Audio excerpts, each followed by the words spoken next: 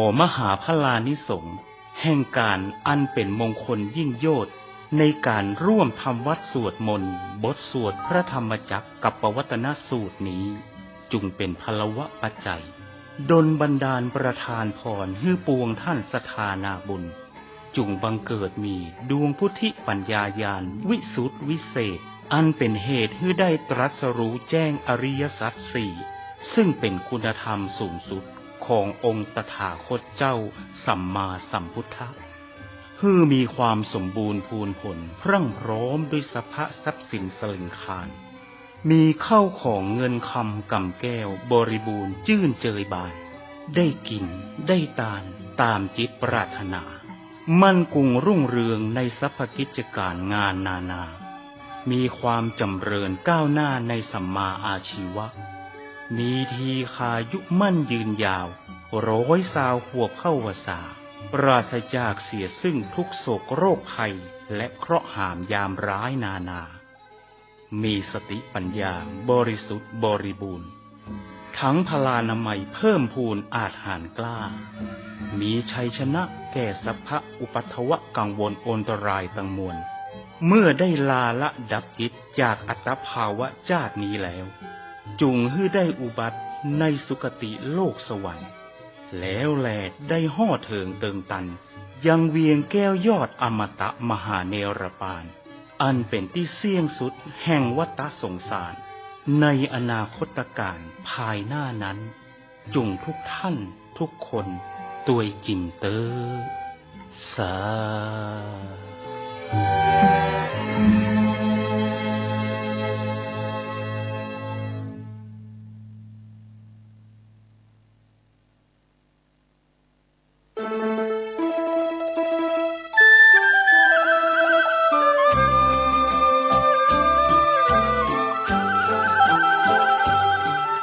พิธีบำเพ็ญกุศลออกเมรุพระราชทานเพลิงศพพระครูสิริวิชยางกูลพระมหาจรูนสุจิตโตณเมรุชั่วคราววัดบ้านแพะตำบลบ้านเป้าอำเภอแม่แตงจังหวัดเชียงใหม่ขอเชิญญาติโยมและศิษยานุศิษย์ทุกท่านในวันที่ 25 ถึง 29 มกราคม พุทธศักราช 2566 วันที่ 25 เดือนมกราคมเวลา 10 นาฬิกาพระสงฆ์เถรานุเถระ12 รูปสวดพุทธมนต์ธรรมนิยามสูตรเวลา 11 นาฬิกา 30 นาทีถวายภัตตาหารเพลแด่พระภิกษุสามเณรเวลา 13 นาฬิกาอาราธนาสรีระสังขารพระครูสิริวิชยางกูลพระมหาจารุณสุจิตโตขึ้นนอนจิตกาทานณเมรุชั่วคราววัดบ้านแพะตำบลบ้านเป้าอำเภอแม่แตงจังหวัดเชียงใหม่ระหว่างวันที่ 25 ถึง 28 มกราคม 2566 เวลา 19 นาฬิกา 30 นาทีทุกคืนแสดงพระธรรมเทศนาและสวดมนต์มาติกาพระสงฆ์6 รูปสวดพระพุทธมนต์มาติกาทอดผ้าไตรบังสกุลถวายเครื่องไทยทานในวันที่ 29 เดือนมกราคม 2566 เวลา 9 นาฬิกา 30 นาทีพระสงฆ์เถรานุเถระ40 รูปรับทักษิณานุปทานถวายเครื่องไทยทานเวลา 11 นาฬิกา 30 นาทีถวายภัตตาหารเพลแด่พระภิกษุสงฆ์สามเณรเวลา 13 นาฬิกา 30 นาทีพิธีทอดผ้าไตรบังสกุลเวลา 15 นาฬิกาพิธีพระราชทานเพลิงศพเวลา 19 นาฬิกาแสดงพระธรรมเทศนา1 กันถวายไทยธรรมกันเทศขอขมาสรีระสังขารพระครูสิริวิชยางกูลพระมหาจรูนสุจิตโตประชุมเพลิงศพติดต่อร่วมทำบุญได้ที่พระมหาธิวากรคัตติยสิริเจ้าอาวาสวัดบ้านแพะเบอร์โทรศัพท์ 082-979-1635 ทางวัดยินดีที่ญาติโยมจะรับเป็นเจ้าภาพโรงทาน และร่วมทำบุญทายทานจำนวน100 ชุดชุดละ 2,000 บาทจึงขอเชิญญาติโยมและศิษยานุศิษย์มาณที่นี้เจริญพร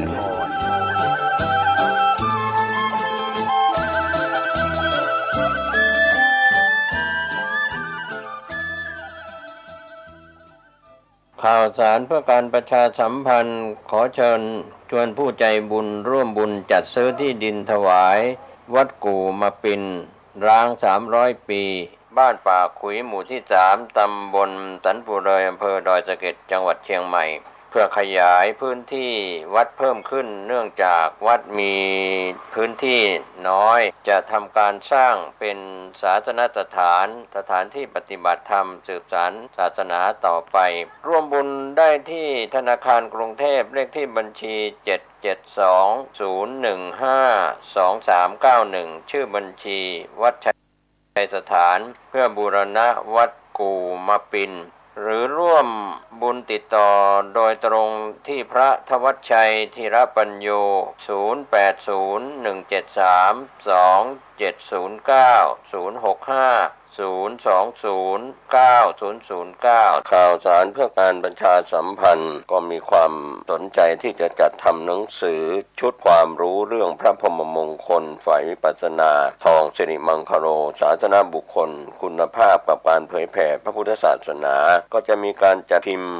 2,500 เล่มภาษาไทย 2,000 เล่มภาษาอังกฤษ500 เล่มท่านที่สนใจร่วมบุญบริจาคได้ที่บัญชีธนาคารกรุงไทยเลขที่บัญชี5111714383ชื่อบัญชีพระครูภาวนาโสภิตบุญญาวิสิทธิ์เมืองวงติดต่อสอบถามได้ที่พระครูภาวนาโสภิตฝ่ายวิปัสสนาด็อกเตอร์เจ้าอาวาสวัดบ้านเหล่าพระเจ้าตาเขียวอำเภอป่าซางเชียงใหม่โทร0969521159ได้ทุกวัน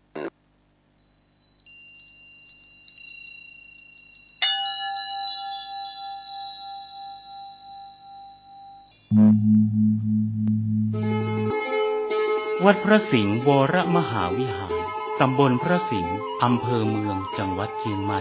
ขอน้อมเจริญพรมายังศรัทธานาบุญพุทธบริษัททั้งหลายได้เข้าร่วมพิธีเจริญพระพุทธมนต์บทสวดพระธรรมจักรกัปปวัตตนสูตรซึ่งเป็นปฐมเทศนากันแรกนอกจากนี้มวลหมู่ข้าเจ้าทั้งหลายจักได้นอบน้อมใจสักการะบูชาพระมหาปารมีแห่งองค์หลวงพ่อโตองค์พระสักยมุนีสีสันเพชรที่เสด็จประดิษฐานเป็นองค์ประธานอยู่ณพระวิหารหลวงวัดพระสิงห์วรมหาวิหารและบูชาพุทธานุภาวะปารมีแห่งองค์พระพุทธสิหิงค์พระสิงห์หลวงสถิตณพระวิหารลายคำและจักได้สวงสาปูจาองค์สรีมหาธาตุหลวงเจ้าเจติยะพระมหาธาตุเจ้านามจะตาปีเปิ้งมะโรงพญานาคนาคาพญางูใหญ่หั่นแลการเจริญพระพุทธมนต์บทสวดพระธรรมจักรกัปปวัตตนสูตรณพระวิหารหลวงวัดพระสิงห์วรมหาวิหารนี้จักได้มีในทุกวันอาทิตย์โดยจักเริ่มขึ้นตั้งแต่วันอาทิตย์ที่4เดือนธันวาคมพุทธศักราช2565ตั้งแต่เวลา 16 นาฬิกาหรือ 4 โมงเย็นเป็นต้นไป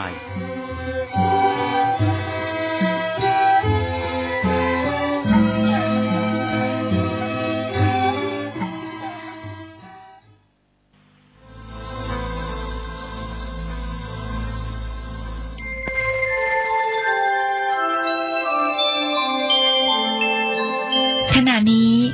ท่านกำลังฟังสถานีวิทยุกระจายเสียงคลื่นเพื่อการศึกษาพระพุทธศาสนาและวัฒนธรรมระบบ FM 104.5 เมกะเฮิรตซ์ออกอากาศณวัดฝายหินตำบลสุเทพอำเภอเมืองจังหวัดเชียงใหม่โทรศัพท์053 226 058 053 810 406 053 943 691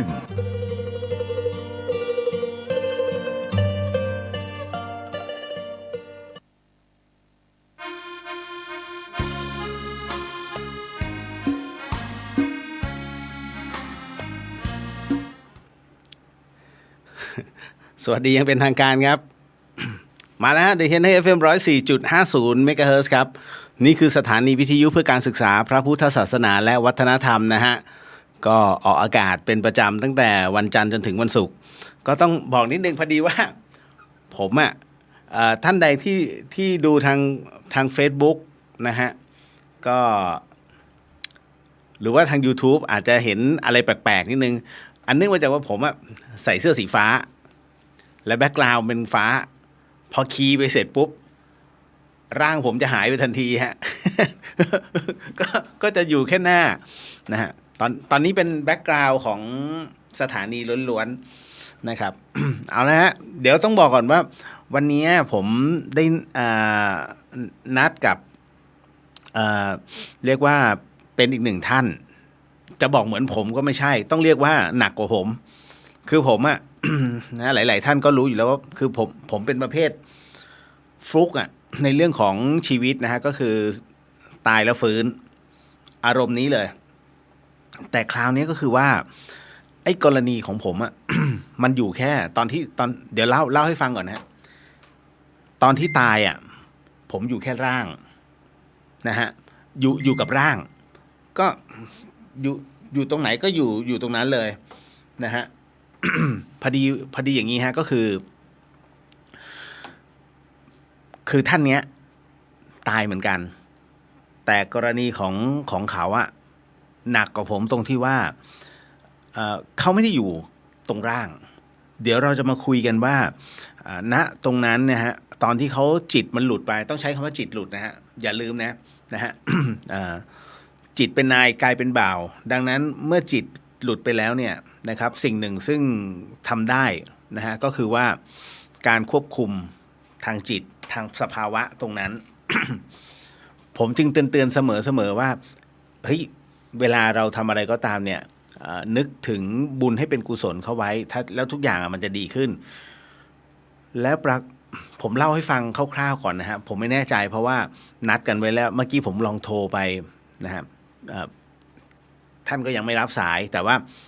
กัลยาณมิตรท่านตามให้แล้ว นะก็จะบอกว่าท่านหลุดไปถึงกระทะทองแดงนะฮะซึ่งเดี๋ยวเราจะมาถามกันนะว่าลักษณะของกระทะทองแดงนั้นเป็นอย่างไรผมบอกเลยว่า สิ่งที่คุณผู้ฟังกำลังจะฟังในช่วงรายการต่อไปนี้วันนี้ผมขออนุญาตจัด1 ชั่วโมงนะฮะ1 ชั่วโมงนิดเศษแล้วกันเพราะว่าวันพรุ่งนี้นะฮะหลายๆท่านก็พอจะทราบนะครับว่าผมต้องไปออกโรงทานนะครับเพื่อที่จะถวายจังหันเช้าของพระสงฆ์นะฮะก็คือพระธรรมยุทธ์เนี่ยพระป่าทั้งหมดทั้งมวลที่วัดป่าอาจารย์ตื้อนะครับก็ท่านให้ไปถึงประมาณ6 โมงแต่ผมต้องรีบก็คงต้องรีบออกฮะเพียงแต่ว่ายังเตรียมอะไรยังขุกขักเพราะเสร็จจากตรงเนี้ยผมต้องรีบลงไปหั่นผัก นะฮะ แล้วก็ผมทำอะไรลาบลาบอีสานนะครับเพราะว่าไปสืบมาแล้ววัดทางวัดท่านเนี่ยไม่มีเจ้าใดที่ทำลาบอีสานไงนะฮะก็เลยนิดนึงแล้วกันอย่างน้อยเนี่ยท่านก็จะได้มีเพราะว่าตอนนี้ภาพที่ท่านเห็นใน Facebook ผมวันนี้ที่ ที่ไปเนี่ยฮะบังเอิญว่าท่านกำลังก่อเตาฮะเพื่อที่วันเสาร์นี้ก็คือวันที่24เนี่ยท่านจะสลายสังขารเนาะนะฮะก็คือเป็นพิธีพระราชทานเพลิงนะครับสังขารหลวงปู่สังขึ้นชื่อได้ว่า1 ใน 3ของพระสุปฏิปันโนแห่งแม่แตงก็ต้องบอกก่อนนะฮะเดี๋ยวหลายๆท่านยังสงสัยว่าอ้าวแล้วหลวงปู่โบเกตท่านอยู่ที่หลังนะฮะคือตอนแรกจะมีหลวงพ่อประสิทธิ์นะพระอาจารย์เปรียดแล้วก็หลวงปู่สังนะครับ แล้วก็เสร็จปุ๊บเนี่ยนะครับ ก็ตอนนี้มีหลวงพ่อโบเกตเนาะนะครับแล้วก็ยังมีรุ่นถัดมานะครับก็จะมีหลวงปู่กวงนะครับซึ่งทั้งหมดทั้งมวลเนี่ยฮะเดี๋ยว ผมไม่แน่ใจว่าวันงานนะฮะท่านจะมากันครบเลยคิดว่า นะครับ ดังนั้นท่านที่ร่วมบุญคือต้องขออภัยจริงๆผมเปิดสั้นๆเพราะว่าปัจจัยที่ได้อะมันใกล้จะครบแล้วผมไม่อยากให้เกินเยอะพอเกินเยอะผมต้องเปิดอีกรอบหนึ่งนะฮะเพราะฉะนั้นเนี่ยอันนี้พอมันดูท่าทีแล้วแค่ผมยังไม่ได้บอกในส่วนของกัลยาณมิตรที่อยู่ใน Facebook ปุ๊บผมว่าต้องเกินแน่ๆเลยผมจึงต้องเปิดวันพรุ่งนี้อีก1 วันก็คือให้พ่อแม่ครูบาอาจารย์ได้ฉันกัน109 รูปนะครับอาจจะมากกว่านั้นนะครับทั้งหมดทั้งมวลแล้วนึกในใจเราจะเอาอะไรให้มันเป็นความมั่งมีสีสุขกับกัลยาณมิตรทั้งหมดทั้งมวลที่เขามาร่วมบุญลาบแล้วกัน คือให้มันมีโชคมีลาบแล้วก็เล่นเลยและลาบอีสานไงฝีมือผมเด็ดอยู่แล้ว นะก็เลยจัดเลยฮะก็หมูตอนนี้15 โลเดี๋ยวอาจจะมี100 กว่ารูปผมว่าไม่อยู่เดี๋ยวต้องไปซื้อต่อไปก็เดี๋ยวต้องไปดูอีกฮะพรุ่งนี้รอแต่ตลาดเช้ามันเปิดผมก็ต้องรีบไปอีกนะฮะที่เชียงใหม่เขาเลยเรียกกาดเมืองใหม่หรือว่าตลาดเมืองใหม่นิดนึงก็จะไปดูตรงนี้ฮะแล้วก็เพนเลยไปทำต่อที่นู่นนะเพราะว่าต้องให้ทันนะครับแล้วก็ ขออนุญาตนะครับท่านใดที่ส่งผ้าปูนั่งของพระสงฆ์มาวันพรุ่งนี้ผมขออนุญาตถวายทีเดียวนะครับเพื่อคือทั้งหมดทั้งมวลที่มามีตั้งแต่พระลูกวัดครูบาไปจนถึงเจ้าอาวาสนะฮะดังนั้นเจ้าอาวาสแต่ละที่ท่านก็ไม่ธรรมดาทั้งหมดทั้งมวลก็เลยให้ทุกท่านเลยนะครับเพราะฉะนั้นพรุ่งนี้ยังเป็นเทปนะฮะสังเกตว่าผมอาการยังไม่ค่อยดีมันจะไอตลอดนะครับ ก็เนื่องจากว่ามีเคสพิเศษไงผมก็เลยบอกพระอาจารย์ขอจัดแล้วกันจริงๆมันตั้งแต่เมื่อวานแล้วยังไม่ได้พักเพราะว่าต้องเตรียมข้าวของส่วนหนึ่งต้องซื้อแล้วเดี๋ยววันเสาร์อีกรอบหนึ่งวันเสาร์ชุดใหญ่ไฟกระพริบนะฮะออกโรงทานต้องใช้ของดีคุณนะฮะแล้ว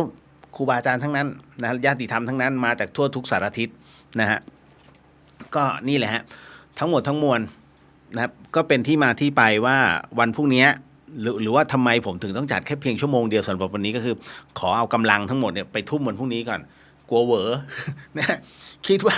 คืนนี้อาจจะได้นอนแค่ชั่วโมงเดียวนะฮะเผลอๆไม่ได้นอนแต่คิดว่าต้องพักไม่ได้ฮะเดี๋ยวล่วงนะฮะก็นี่คือที่มาที่ไปนะฮะที่มาที่ไปนะฮะว่าทำไมนะฮะแล้วก็ ขอโมทนาสาธุกับกัลยาณมิตรทุกท่านที่ร่วมบุญมานะครับสำหรับที่จะเปิดโรงทานในวันพรุ่งนี้ก็เดี๋ยวจะถ่ายรูปให้เห็นนะฮะว่าท่านฉันได้ไหม ถ้าพรุ่งนี้ฮะเดี๋ยวมีเฮเข้าห้องน้ำ ก็2 วันนะฮะ20 กับ 24นะครับผมต้องขอดูคือความพร้อมไงนะฮะและถ้าพรุ่งนี้ถูกร่ำร้องอีกคือเขาจะมีการเฮ้ยน้องมาทุกวันเลยนะโอ้โหไม่ไหวมั้งพี่ มาทุกวันแต่ก็ไม่มีใครรู้ไงว่าผมทำรายการนะครับเพราะเราก็ไปแบบอย่างเงี้ยสนุกทำเอาบุญไม่ได้ว่าโอ้โหจริงจังนะฮะแต่ว่าเราต้องใช้ของดีฮะก็เลยเดี๋ยวขอดูก่อนว่าวันนี้กระแสเป็นอย่างไรถ้ากระแสดีก็เพิ่มเป็นที่22นิดนึงอันนี้ไม่เรียกบุญไม่ผมเชื่อว่ามันเหลือนะฮะก็ต้องทำปริมาณต้องจัดให้หมดไม่ได้ฮะ ของเขาทำบุญมาบ้าบอ เดี๋ยวสำหรับท่านใดที่ร่วมบุญกับอิ่มบุญอุ่นกายน้องนะฮะแทงน้ำเดี๋ยวจะมาแล้ว 2,000 ลิตรนะครับก็เมื่อกี้บอกพระอาจารย์เป็นที่เรียบร้อยนะครับเดี๋ยวพรุ่งนี้ก็เข้าร้านแล้วก็สั่งเข้ามาทุกสิ่งเดี๋ยวจะติดชื่อเจ้าภาพเอาไว้นะครับแล้วก็ถ่ายท่านจะได้ชื่นใจนะฮะเพราะเวลาถวายพร้อมกันเป็นพระสังฆทานแล้วท่านก็จะสละนะฮะบางส่วนอันไหนของวัดฝายหีดแล้วก็ถวายเลยนี่ฮะมันวิธีการนะฮะเพราะว่าจะได้บุญไหลต่อนะฮะเอาล่ะเดี๋ยวนะครับนะฮะ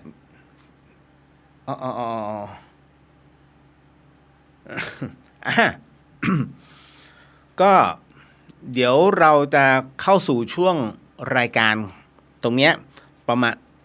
พูดคุยสนทนาอย่างเงี้ยฮะเชิงธรรมะประมาณสัก5 ทุ่มเนาะขออภัย5 ทุ่มครึ่งโดยประมาณนะฮะแต่เดี๋ยวก่อนหน้านั้นเนี่ยก็จะมีการพูดคุยกันนะฮะเล็กน้อยทักทายกันเราๆนี่แหละกัลยาณมิตรทั่วๆไปแล้วก็รวมไปถึง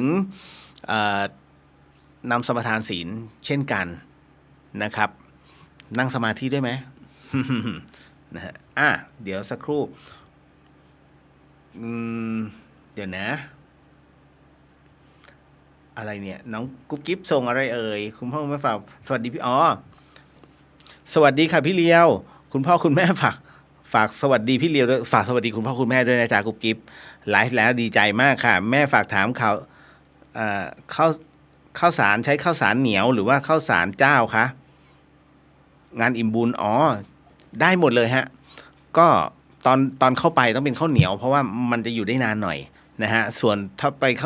เข้าไปข้างในแล้วอาจจะเป็นข้าวสารเจ้านะครับและอะไรเอ่ยคำถามที่2คือหนูคิดจะฆ่าตัวตายหลายครั้งแต่ก็ไม่ทำหนูป๊อตใช่ไหมคะพี่เลียวหนูไม่แน่จริงใช่ไหมคะจะทำจริงๆก็กลัวตายกุ๊บกิ๊บเดี๋ยวฟังพี่ท่านนี้นะฮะเพราะว่าการที่เขาได้ไปเยือนนรกน่ะเพราะว่าเขาคิดแค่ชั่ววูบนั่นคือฆ่าตัวตายแล้วดิ่งทันทีไม่มีใครที่ฆ่าตัวตายแล้วขึ้นสวรรค์นะหรือว่าไปสุคติภูมิเพราะจิตมันเศร้ายังไงก็ดิ่งเอาล่ะเดี๋ยวฟังแล้วกันนะครับก็ขออนุญาตพูดคุยก่อนเนาะนะจ๊ะนะฮะในส่วนของเรียวเดอะเฮียนมาถึงตรงนี้ก่อนนะฮะก็นัดไว้5 ทุ่มครึ่งผมยังมีงานบุญเลยหมดแล้วจริงๆพยายามจะบอกบุญให้น้อยที่สุดแต่บุญของผมมันต่อเนื่องไงตอนนี้คือที่มันเป็นที่จำเป็นต้องโพสต์ยาวๆจริงๆผมไม่ค่อยชอบโพสต์ยาวนะโพสต์ถ้าท่านเข้าใจนิสัยนะฮะบังเอิญโครงการอิ่มบุญอุ่นไก่น้อยจริงๆยังไม่โพสต์ มันต้องเริ่มวันที่20นะฮะก็คือวันพรุ่งนี้จริงๆต้องโพสต์อิ่มบุญวันพรุ่งเพราะว่าผมจะโพสต์เดือนชนเดือนนะฮะแต่ไม่โพสต์ทุกวัน นะฮะก็เลยมองว่ากรณีตรงเนี้ยนะฮะ พี่เขาโพสต์นะฮะไปล่วงหน้าผมก็โอ้โหตายแล้วไปเฉลยซะผมก็เลยต้องจัดการแกโพสต์แกไม่บอกผมไงจะไปว่าก็กระไรอยู่แกก็เป็นกัลยาณมิตร นะฮะก็ไม่เป็นไรเอาเป็นว่าพอดีนะเพราะว่าไปวันที่20 21 22เนี่ยมันตรุษจีนพอดีนะครับมันจำเป็นฮะเพราะว่าหลวงพี่ริวท่านกำหนดไว้ตรงนั้นเราก็เสียไม่ได้นะฮะโอ้ยเข้าไปหนักเลยนะคุณเพราะว่ามันข้ามลำน้ำเยอะมากแล้วก็คือ ชาวบ้านที่นู่นเขาลำเค็ญนะฮะลำเค็ญจริงนะหมายถึงว่าลำบากมากๆป้าแก้วส่งสัญญาณมาว่าเขารอสายแต่ไม่เป็นไรฮะ เดี๋ยวขออนุญาตนะป้าแก้วขออนุญาตพูดคุยแป๊บหนึ่งแล้วก็ไปเข้าสู่การนั่งสมาทานศีลก่อนนะฮะนั่งสมาธิไม่ทันไม่เป็นไรค่อยมาว่ากันผมกลัวสัมภาษณ์ไปอายไปโอ้ยอายเขาแย่นะฮะ นิดนึงนะครับเอิร์ธว่าสวัสดีครับพี่เรียวรอร่วมบุญเครื่องปั่นไฟนะครับนี่เปิดจนจะปิดอยู่แล้วแจ้งมาได้เมื่อพร้อมนะครับขอให้พี่เรียวสุขภาพแข็งแรงเสมอครับขอบพระคุณมากเอิร์ธนะฮะพี่นพสวัสดีครับคุณเรียวสวัสดีครับพี่นะฮะก็ตามมาด้วย คุณเพนสวัสดีครับพี่เรียวสวัสดีครับผมนะฮะพี่วรันทรสวัสดีครับคุณเรียวสวัสดีครับพี่นะฮะ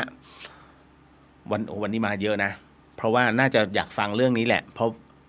ผมเองก็อยากฟังตื่นเต้นเหมือนกัน ไม่ใช่ไม่อยากฟังนะคุณณัฐศรีสวัสดีครับพี่เรียวสวัสดีครับผมนะฮะน้องสาวินีสวัสดีค่ะสวัสดีครับนะฮะป้าแก้วสวัสดีครับคุณเรียวสวัสดีครับป้าแก้วนะครับโอเคนะป้าแก้วเนาะนะฮะพี่สุวรรณยาสวัสดีค่ะสวัสดีครับพี่คุณจินตชาสวัสดีค่ะคุณเรียวพอจะได้พักบ้างหรือยังคะยังฮะเป็นจุ่มแห่หลายบุญใหญ่เลยนะคะช่วงนี้นะฮะเครื่องติด ฉุดไม่อยู่แถมมีลุ้นตามเคยปิดเปิดไวสุด จำเป็นนะเพราะว่างานพระสุปฏิปันโนอ่ะถ้าผมค้างไว้ ผมเชื่อมั่นว่าคนทำเยอะ แต่ว่างานผมจะไม่เดินที่สำคัญก็คือว่า พอมันเยอะเกินเนี่ยปัจจัยมันเกินแล้วผมเครียดก็ ถามได้กัลยาณมิตรที่อยู่ด้วยกันแล้วเขาเป็นพยานเขาจะเห็นเวลาตัวเลขมันรันขึ้นมาผมว่าโอ้ทำไงดีเนี่ย นะฮะเพราะฉะนั้นเดี๋ยวต้องจัดสรรให้ดี แล้วตอนนี้ผมยังคิดอยู่ว่าถ้ามันเหลือ ผมจะขออนุญาต จะดูซื้อ สิ่งที่เป็นประโยชน์กับวัดนะฮะแล้วก็ถวายท่านเลยนะฮะเพราะว่าถ้าเกินนะฮะแต่ก็ไม่มั่นใจว่าเยอะแค่ไหนเดี๋ยวขอดูยังไม่ได้รวมฮะผมมัวแต่แก้ชื่อ แก้ชื่อคุณลองแก้ชื่อเนี่ย80 ชื่ออ่ะคุณไปมาไม่ต้องทำอะไรฮะผักเผือกยังไม่หั่นเลย นะแล้วก็โมทนาสาธุกับบุญนะคะโมทนาสาธุเช่นกันครับร่างคุณเลียวยังเป็นซีทุหายแล้วฮะพระอาจารย์ไม่คีย์แล้วฮะเพราะปกติจะคีย์ภาพข้างหลังนะฮะคุณจันยาสวัสดีครับคุณเลียวสวัสดีครับนะคุณเบนอนุโมทนาสาธุด้วยค่ะกับภัตตาหารนะคะลงมือทำลาบเองเลยใช่ไหมคะสาธุใช่ครับคือลาบอีสานนะผมไม่กลัวใครเพราะว่าเราก็มือหนึ่ง นะฮะไม่ใช่มือขาดนะฮะมือหนึ่งนะมืออร่อยนะฮะแหมพี่เดียวมือหนึ่งอีกมือด้วนไม่ใช่ฮะป้าแก้วนะใช้คำพ้องเสียงเอาเลิกเอาชัยหรือคะลาบคิดนานไม่นานฮะมันออกมาเลยฮะคุณเลียวถวายผักสดท่านด้วยใช่ครับก็เดี๋ยวไปดูอีกทีฮะเรื่องผักสดนะครับแล้วก็คุณกนกพรสวัสดีครับพี่เลียวสวัสดีครับ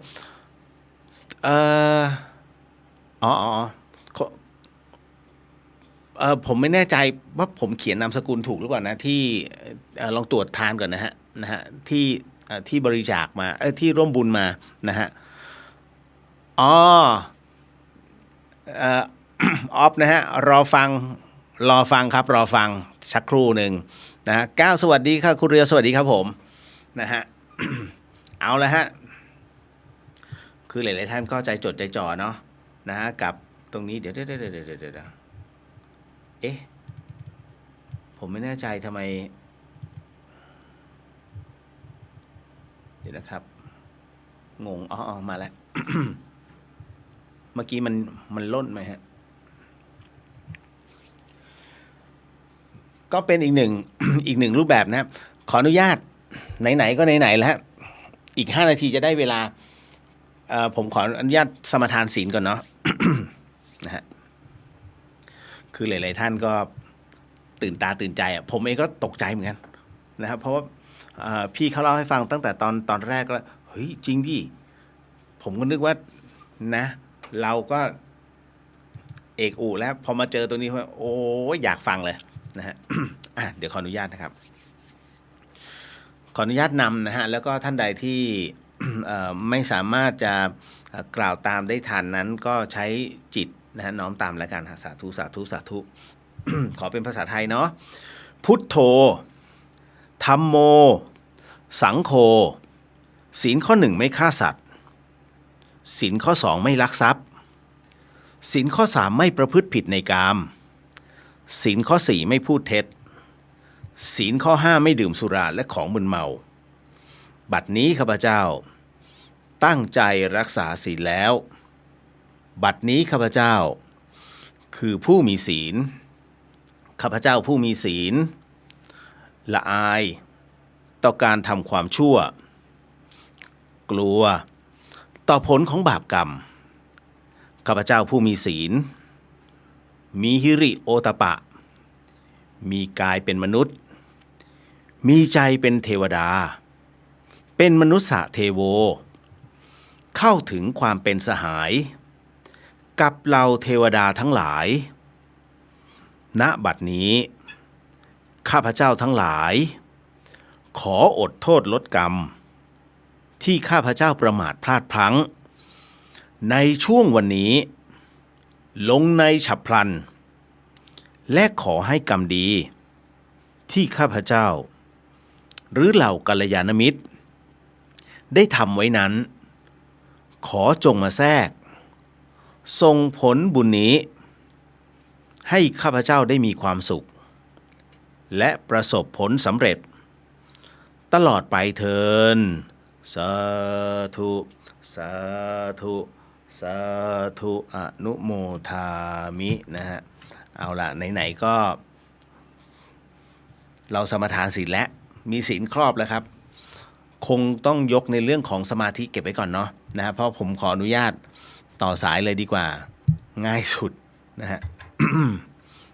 อุ้ยเดี๋ยวนะครับ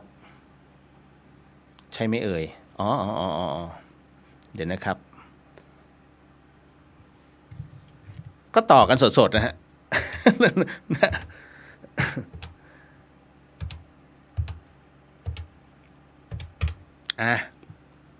เดี๋ยวก็รู้ อุ๊ยเดี๋ยวนะฮะฮัลโหลสวัสดีครับสวัสดีครับเอาเสียงไม่มาฮะเดี๋ยวแป๊บหนึ่งนะฮะพี่เดี๋ยวนะฮะแย่แล้วเสียงไม่มาฮะอาจารย์เดี๋ยวขออนุญาตแป๊บหนึ่งนะฮะเดี๋ยวขออนุญาตแป๊บหนึ่ง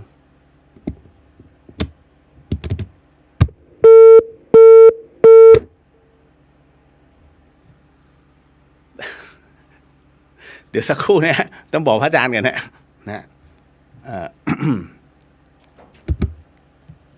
เดี๋ยวนะครับ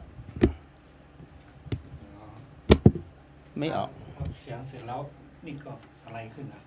อ๋อเมื่อกี้เสียงไม่ออกเอาไปกดมันมาอย่างต้องวางนี่ไงอ๋อโอเคมาแล้วฮะเดี๋ยวสักครู่หนึ่งแก้ตัว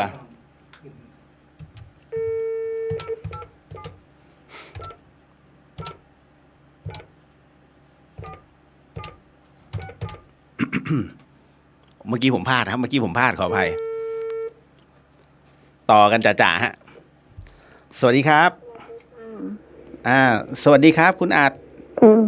ครับผมขอเสียงดังๆหน่อยได้ไหมฮะได้อยู่เนาะนะฮะหรือว่าเดี๋ยวลูกๆจะตื่น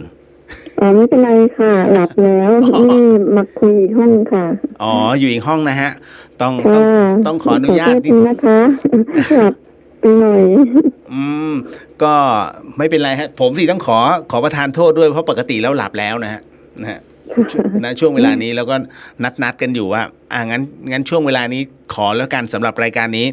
คือเนื่องจากว่ารายการเดอะเฮียนเนี่ยผมต้องบอกคุณอาจก่อนว่าอันเนี้ยรายการเดอะเฮียนมันเป็นรายการกึ่งธรรมะบันเทิงซึ่งเป็นสถานีเครือข่ายของพระพุทธศาสนาทั่วประเทศดังนั้นเนี่ยเสียงที่ทุกๆเรื่องราวที่เราสนทนากันเนี่ยนะฮะก็ถือว่าเป็นวิทยาทานอันแรงกล้านะฮะทั้งพระภิกษุสงฆ์รวมไปถึงศรัทธาสาธุชนหลายๆคนเนี่ยที่เขาอยากรู้เรื่องราวประเภทนี้ก็จะเยอะมากและที่สำคัญที่จริงๆคุณผู้ฟังครับผมขอคุณอาจเนื่องจากว่าปัจจุบันเนี้ยมันข่าวคราวในเรื่องของ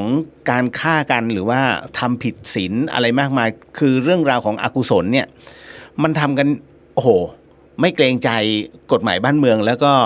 ไม่นึกถึงในเรื่องราวนรกสวรรค์เพราะเขาคิดว่าเรื่องราวนี้ไม่มีจริงผมขอเท้าความก่อนแล้วกันนะฮะว่าสิ่งที่ผมกำลังจะคุยกับคุณอัชราในค่ำคืนนี้คุณผู้ฟังครับนะฮะเป็นเรื่องราวที่เธอได้ผ่านประสบการณ์ตรงนี้มาเป็นประสบการณ์ตรงเรื่องราวแบบนี้อย่างที่บอกฮะคุยกับคนธรรมดาเขาหาว่าบ้าแต่ถ้าคุยกันแบบถูกคนคุณจะรู้ว่าเรื่องราวเหล่านี้มันเป็นเรื่องราวที่เกิดขึ้นแน่ๆกับทุกคนใกล้ตัวมากเพียงแต่ว่าวันนี้ที่ผมจะชี้ให้เห็นเนี่ยมันเป็นอีกหนึ่งประสบการณ์ตรงนะฮะของท่านผู้นี้นะฮะสวัสดีอย่างเป็นทางการฮะคุณอัชราครับค่ะสวัสดีค่ะครับผมเนื่องจากว่าประสบการณ์ของคุณอัชรานั้นก็คือได้ไปเผชิญนรกจริงๆถูกไหมฮะครับคราวนี้ผมต้องบอกก่อนว่าแรกเริ่มเดิมทีเนี่ยฮะอยากจะทราบนิดนึงว่ามันเกิดขึ้นได้ยังไงฮะคือถูกเลี้ยงมาแบบตามใจอะค่ะแล้วก็เอาแต่ใจตัวเองแล้วก็ ทิฏฐิก็สูง เมื่อก่อนใช่ไหมเมื่อก่อน แล้วเราเป็นคนที่ไม่เชื่อเรื่องพวกนี้ ครับ ค่ะ อื พอ ม เถียงผู้ใหญ่อะเถียงไปเรื่อยอะไรเงี้ยค่ะ อื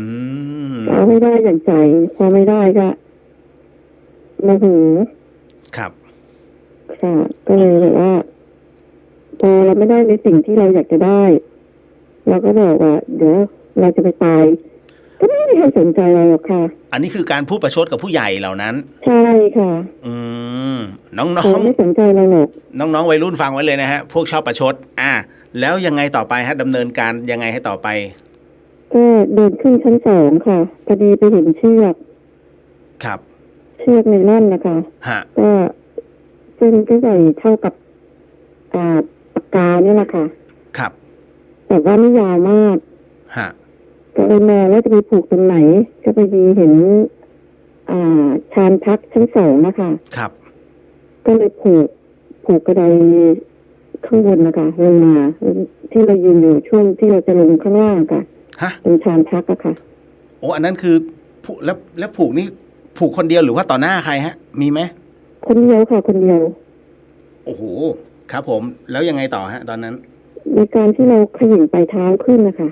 ขยิงปลายเท้าให้เส้นลอยขึ้นนะคะผูก โอ้ แล้วพอเราคิดว่าเราผูกแน่นแล้วอะค่ะ ครับ แล้วก็เอาปลายเท้าเนี่ยลงปลายเท้าอะลง ครับ ก็จะลอยกับพื้นแค่หน่อยเดียวค่ะสักประมาณ3 นิ้วเนี้ยค่ะ ครับ ถามว่ารู้สึกยังไงตอนที่เราเอาปลายเท้าออกอะค่ะ ครับ มันรู้สึกเหมือนมันก็อึดอัดนะคะ มันเจ็บมันก็อึดอัด แต่ว่าแค่ช่วงแป๊บเดียวอะแป๊บเดียวจริงๆค่ะ ฮะ มันมืดไปเลยค่ะ ต้องถามก่อนว่า มืดไปเลยอะมืดแบบมืดแบบ ถาม มืด ผมขอถามคุณอาจก่อนว่า พอถึงตรงนั้นน่ะ คิดไหมว่าจะต้องตายจริง ไม่คิดค่ะ ๆ คิดอันนี้คือแค่ประชดใช่ไหมฮะ ใช่ไม่คิด แล้วก็ไม่คิดว่ามันจะต้องตายในเรื่องเรายืนขยิงเท้า ฮะ ถ้าปลายเท้าออกมันห่างแค่แบบห่างจากพื้นแค่ ก็ 3 นิ้วไม่เกินนี่แหละเพราะว่าถ้าเกิดเราเอาปลายเท้าลงเราก็หายใจออกอ่ะ ครับฮะพอถึงตรงนั้น ความรู้สึกก่อนเลยฮะ เป็นยังไงบ้างตอนที่ดิ้นรนทุรนทุราย มัน เจ็บไหม พูดไม่ถูกแต่มันแบบมันวุบแล้วมันก็ดับวุบไปเลยอ่ะมันดับวุบไปเลยอะค่ะ ดับตรงนั้นน่ะรู้สึกเจ็บคอไหมฮะ หรือว่าไม่รู้สึกอะไรเลย พอมันดับวุบไปอ่ะเราไม่รู้สึกอะไรเลยค่ะ ฮะ แล้วยังไง ไม่ ต่ มี อ ควา ฮะ มรู้สึกอะไรเลย ครับผม แล้วหลังจากนั้นยังไงต่อฮะ แล้วมันเหมือนเป็นแบบทางที่แบบมืดแต่ว่ามันก็มองเห็นนะคะเหมือนกับว่าคนเราที่เวลาสายตาชินกับความมืดอะเราก็จะเห็นอย่างนั้นแหละค่ะ ครับ แล้วก็เดินไปแล้วเราก็ไปหยุดอยู่ที่หนึ่งนะคะพอเรามองปุ๊บก็จะมีคน2 คนนะคะ เดี๋ยวฮะ ตอนที่ก่อนจะถึงตรงเนี้ย ตอนที่มันวูบไปวูบไปนานไหมฮะ แวบเดียวแล้วก็ตื่นขึ้นมาอีกทีนึงก็คืออยู่อีกที่นึงเลยฮะ มันก็ถ้าความรู้สึกเรามันก็นานนะคะ พอเราวูบแต่ไอ้ช่วงที่เราปลูกแล้วมันวูบไปอะมันไม่นานค่ะ มันเหมือนว่ามันดับแล้วมันวูบไปเลยอ่ะ คุณอัชราไม่เห็นตัวเองเลยเหรอ หมายถึงว่าตอนที่มันหลุดไป ไม่ค่ะมันวูบไปเลยค่ะวูบคือวูบไปเลยเหมือนเราแบบ ฮะ พอเข้าไปในที่มืดตรงนั้นเนี่ยแล้วยังไงต่อฮะ บรรยากาศด้วย ช่วยนิดนึงว่าบรรยากาศมันเป็นยังไง อากาศเป็นยังไง แล้วก็เจออะไรบ้างครับ มันบรรยากาศตอนนั้นเหรอคะ ฮะณที่ตอนที่มันมืดๆตรงนั้นนะฮะ มันเย็นมันร้อนมันหนาวหรือว่า มันเย็นค่ะ มันเย็น ฮะ แล้วยังไงต่อครับ แล้วพอเรามารู้สึกอีกทีอะค่ะ ที่เราเดินไปอะมันเป็นทางที่มืดๆอะแต่ว่าเรามองเห็นพอเราเหมือนกับว่าสายตาเราชินกับความมืดอะเราจะเห็นมันเป็นทางที่เราไม่เคยไปอะค่ะ ครับ แล้วก็เดินตามทางที่เราเห็นไปเรื่อยๆเรื่อยๆค่ะ ครับ โดยที่มันไม่มีอะไรเลยนะคะ ฮะ มันจะมีความรู้สึกว่าเราจะต้องเดินตรงเนี้ยเดินไปเรื่อยๆเรื่อยๆเดินไปเรื่อยๆเนี่ย เดินคนเดียวเลยเหรอฮะ ค่ะเดินไปเรื่อยตามทางความรู้สึกมันบอกว่าเราเนี่ยจะต้องเดินไปตรงเนี้ยต้องเดินไปเรื่อยๆค่ะ ครับ ฮะ แล้วพอเราเข้าไปที่หนึ่งอะค่ะที่เห็นนะคะ ก็จะมี2 คนนะคะ เห็นคน เป็น 2 ผู้ คน ชาย ครับ ก็ถือหอก ฮะผู้ชายแต่งตัวไงครับ ตอนนั้น ผู้ชายเขานุ่งผ้าเลยที่รัดอะค่ะรัดรัดแน่นๆที่เขาเรียกอะไรนะผ้า ไม่ใช่ผ้าสนุนนะคะไม่ใช่จุง ค กระ ล้าย เบน ๆคล้ายๆจุงกระเบนนะฮะ ผ้าติ๋วอะไร ผ้า เนี่ยค่ะ ผ้าเตี่ยว เตี่ยวแดงวะ ใช่ ฮะ ใช่ไม่ใช่ไม่แดง แต่มันออกเหมือนคล้ายๆสีแดง แต่ว่ามันแดงแบบแดงจะออกเข้ม ครับผม เข้มเลยค่ะ ฮะ สีอะไรสีกัดหรือสีอะไรเนี่ยแหละค่ะ สวมเสื้อไหมฮะ หรือว่าไม่มี ไม่มีค่ะไม่มี โอ้แต่ถือหอกอยู่ ถือหอกค่ะ ครับผมแล้วอย่างนั้นแล้วยังไงต่อครับตอนนั้น แล้วก็ยืนมองเขาว่าเรามาได้ยังไงอะไรเงี้ยค่ะยืนมองเขาก็มองเรา แต่เขาเวลาเหมือนกับว่าเขาพูดกับเราเนี่ยแต่เราไม่รู้ว่าเขาพูดกับเราหรอกค่ะก็มีแต่เสียงแต่ว่าปากเขาไม่ขยับ ฮะเขาว่ายังไง ไม่ขยั ฮะ บเลยแล้วก็มองเขาถามว่ากลัวไม่กลัวค่ะ แล้วเขาพูดยังไงฮะเขาพูดอะไรฮะ เขาบอกว่าลงไปเขาบอกนี้ พูดกับเราเลยครับ ลงไป ใช่ทีแรกอะเราไม่แน่ใจว่าเขาพูดกับเราเพราะเรามองเขาเนี้ยแต่ปากเขาไม่ขยับ ครับ ค่ะ แต่เสียงก็ออกมาเสียงดังมากเลย แล้วบอกว่าลงไปเขาบอกนี้ เพราะฉะนั้นตรงนั้นนะคือบรรยากาศมืดเลยใช่ไหมฮะอยู่ในความมืด แล้วก็มีผู้ชาย ใค่ะ 2 แต่ ค ว่าน มันมองเห็นมันไม่ใช่ว่ามืดเป็นมองไม่เห็นนะตอนที่เรายืนอยู่ตรงนั้นนะคะ ครับ มันก็มองเห็น ฮะแล้วจากนั้น เหมือนว่า จากนั้นคุณอัดไปยังไงต่อฮะ พอเขาบอกลงไปแล้ว พอเขาบอกลงไปแล้วก็ยืนมองหน้าเขาไม่เข้าใจค่ะว่าให้เราลงไปไหนลงไปทำอะไร คือเราไม่กล้าหันไปมองรอบๆอะทีแรกค่ะเราก็จะมองแต่เขาคนเดียวอะมองเขาทั้งที่เขามีอยู่2 คนที่ยืนอยู่ตรงนั้น ครับ ค่ะ แต่เรามองคนที่บอกให้เราลงไปอะ ฮะ เราก็ยืนมองว่าจะให้เราลงไปไหนอะไรเงี้ยค่ะ แล้ว แต่ เรา แล้ ก็ วพอเขาชี้ก็มองไปอะค่ะ มันก็จะเป็นกระทะอะค่ะ ฮะเขาชี้ว่าลงนี่คือเราลงกระทะเลยเหรอฮะ ใช่ค่ะเขาบอกให้ลงไปเราก็มองที่แรกเราไม่รู้เราไม่มองที่อื่นเรามองแต่เขาจ้อง ฮะ คือยังดูอยู่ว่ามาได้ยังไง ในความมืดนั้นมีกระทะเลยเหรอมีทันทีเลยเหรอฮะแล้วคุณอาจก็ลงอย่างนั้นไม่ขัดขืนเลยฮะ ขัดขืนค่ะไม่ลงยังไม่ลงค่ะกลัว ครับ พอมองไปเราเห็นแล้วเราเห็นทั้งผู้หญิงทั้งผู้ชายที่อยู่ในกระทะอะค่ะ มีทั้งผู้หญิงผู้ชายอยู่แล้ว ใช่มีอยู่3-4 คนในกระทะอยู่แล้ว รูปร่างกระทะนี่คือใหญ่ขนาดไหนฮะ ใหญ่เท่ากับใบบัวพระที่พระที่วัดเขาใช้ทำกระทะใบบัวอันใหญ่ๆเลยฮะ ใช่ค่ะที่เวลาวัดถ้ามีงานมีอะไรที่เขาจะต้องทำอะไรกันเนี้ยค่ะ ฮะ แล้วน้ำเดือดมีไฟอะไรมั้งไหมฮะ น้ำเดือดค่ะ น้ำนี่เดือดมากเลยเดือดปุดเลยอ่ะ แล้วไฟนี่ก็คือไฟจริงๆเนี่ยฮะ ไฟมันหรือไม่เห็น ที่มองไปเหมือนเป็นไฟแต่มันไม่เหมือนไฟที่เราทำกับข้าวอย่างนี้นะคะมันไม่เหมือนไฟที่เราทำกับข้าวเตาถ่านอะไรอย่างนี้นะคะมันเป็นไฟบอกไม่ถูกมันเป็นไฟแบบมันสว่างอ่ะมันแรงอ่ะฮะมันแรงน้ำที่เดือดอะค่ะไม่ได้เดือดเหมือนที่เราต้มน้ำธรรมดาอย่างนี้นะคะมันเดือดแบบปุดแบบขึ้นมาแบบคล้ายๆการเดือดของสารเคมีวิทยาศาสตร์ป่ะฮะอารมณ์นั้นป่ะฮะบุ๋ง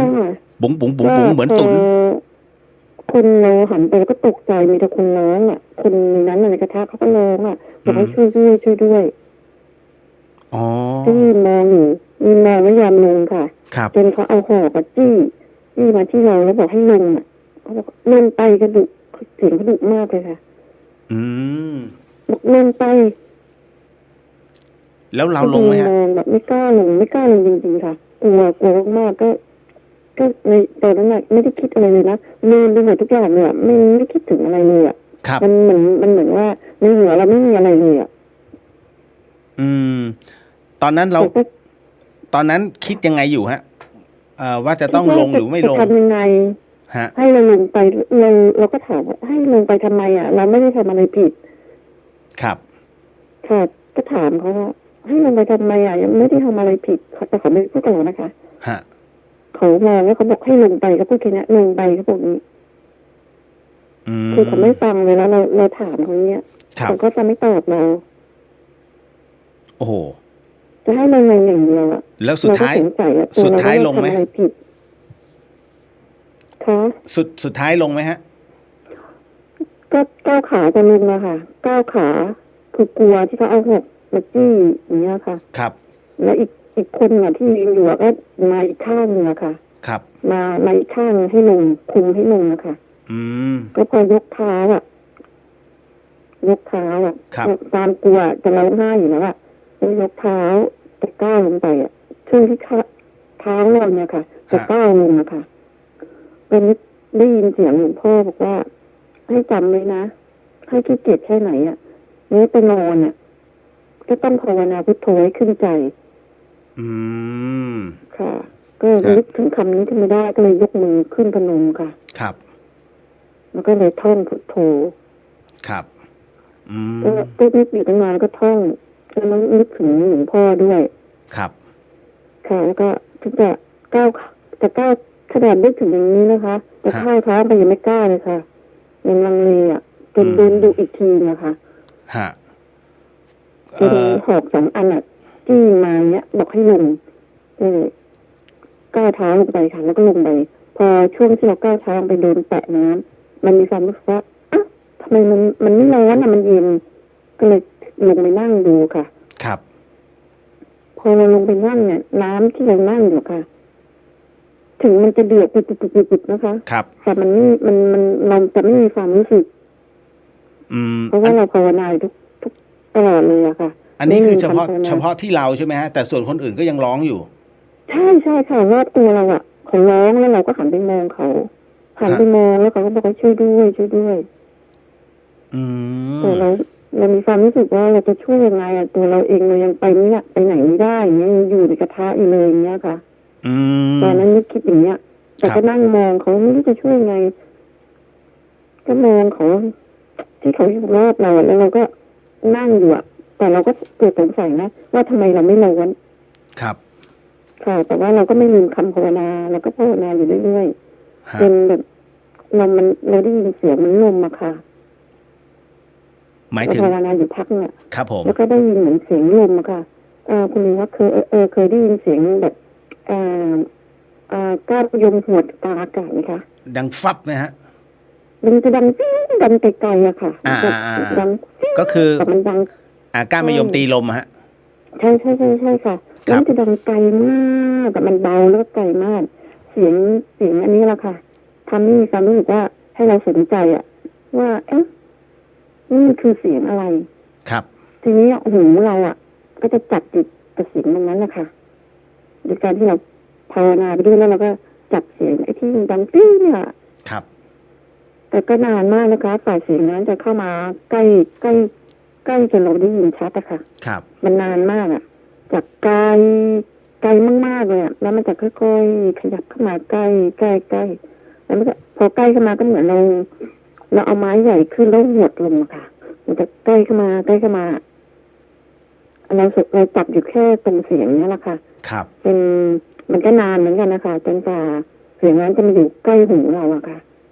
ถึงจะดังชัดว่าเป็นเขาเรียกชื่อเรา หมายถึงเป็นเสียงมาเรียกชื่อให้ขานชื่อหรือว่าไงฮะ